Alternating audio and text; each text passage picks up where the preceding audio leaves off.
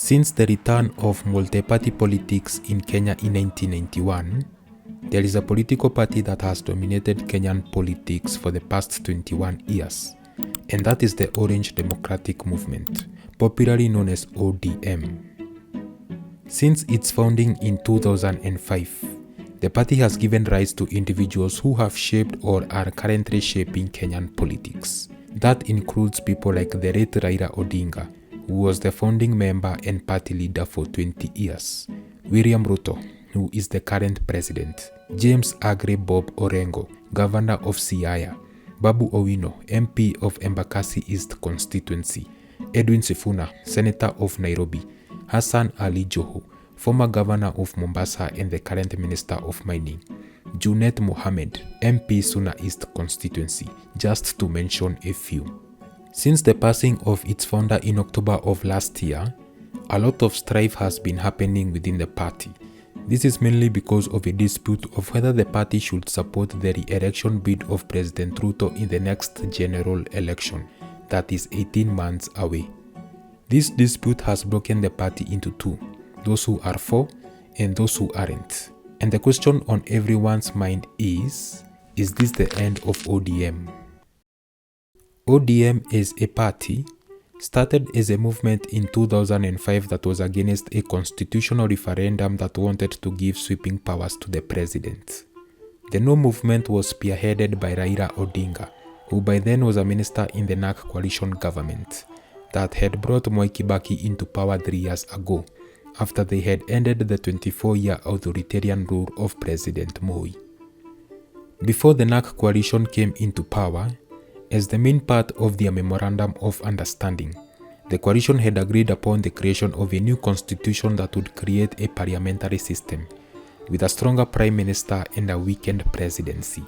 The aim was to reduce executive power previously concentrated in the presidency.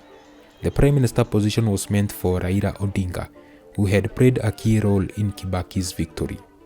During the drafting process, President Kibaki betrayed the agreement. He proposed a constitution that gave more powers to the president, while excluding the position of prime minister. By the time the country was going to vote in the referendum, the coalition was divided into two. Those who were for, led by Kibaki, who used a banana as a yes symbol, and those who were against, led by Raila, who used an orange as a no symbol. After intensive campaigns that relied on tribal blocks, Kibaki faced a humiliating defeat, losing to the no vote by a margin of approximately 1 million votes. In response, Kibaki went berserk on his entire cabinet, firing all his ministers and assistant ministers. After Raila and his allies were out of the job, they united to form a party that will challenge Kibaki in the upcoming 2007 general election. Raila's allies included Najib Balala, Kalonzo Musyoka, Musalia Mudavadi, Joseph Nyaga, and later William Ruto. The coalition initially wanted to use ODM as the party name, but found out that Mugambi Imanyara, a city lawyer, had already registered the name ODM as a party, forcing them to use the name ODM Kenya instead. By mid-August 2007, the coalition proved unstable.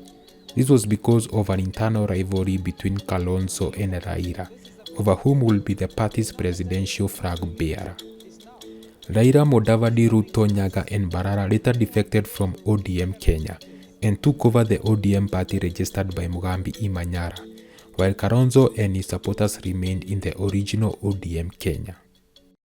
On September 1, 2007, Raila was announced as the presidential flag bearer of ODM after he defeated Ruto, Mudavadi, Nyaga and Balala at the party primaries.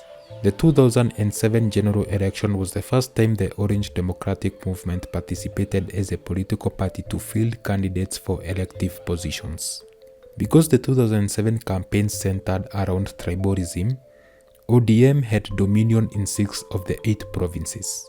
This was because voters voted for their tribal kingpins. ODM was dominant in Nyanza because of Raila. It was also dominant in Rift Valley because of Ruto. It was dominant in Western because of Mudavadi. It was also dominant in the coast because of Najib. It was dominant in Northeastern because of Duale.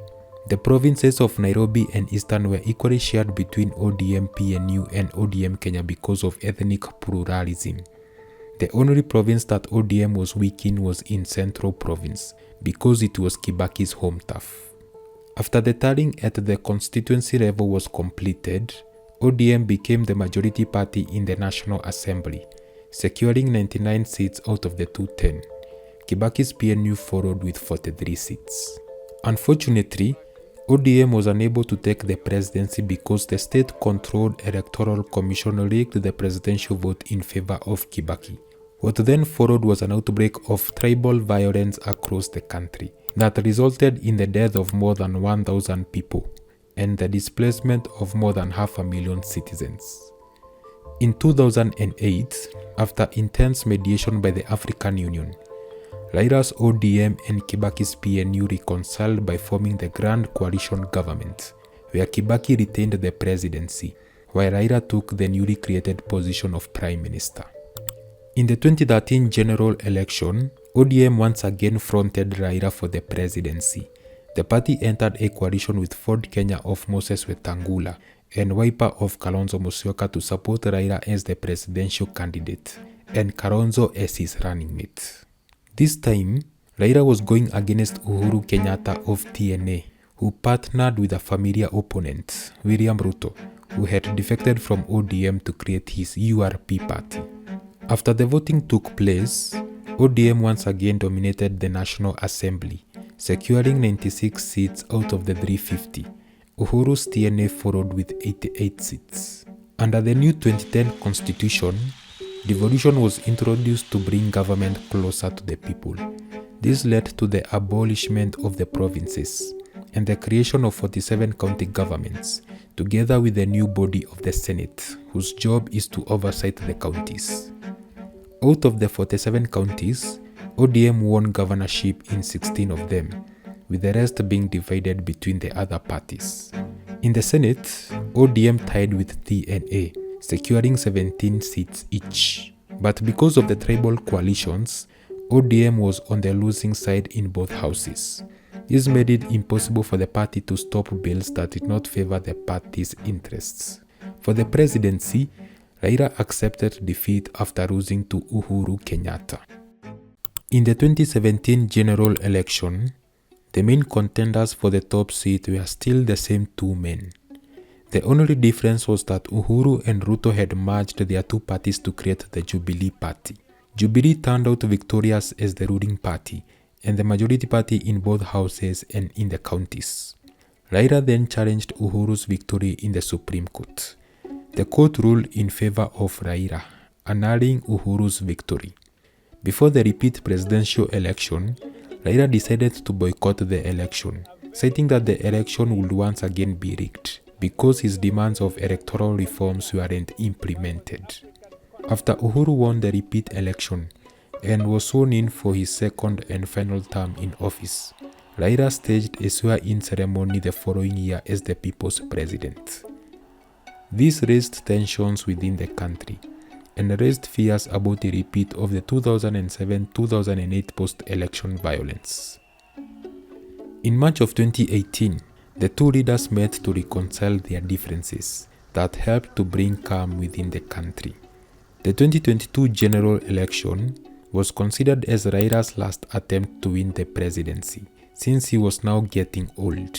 His main opponent was William Ruto, who had fallen out with Uhuru because of the 2018 handshake. Despite having the backing of a sitting president, Raila once again failed to win the presidency. Ruto's UDA dominated the counties and in both houses.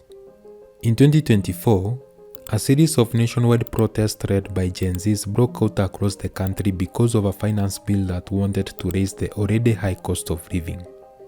The protest put much of the ruling class in panic. This was because of their fear of losing power that would ultimately make them lose their main source of livelihood, which is corruption. Ruto's government eventually bowed to the pressure. He refused to sign the bill into law that gradually lowered the tension.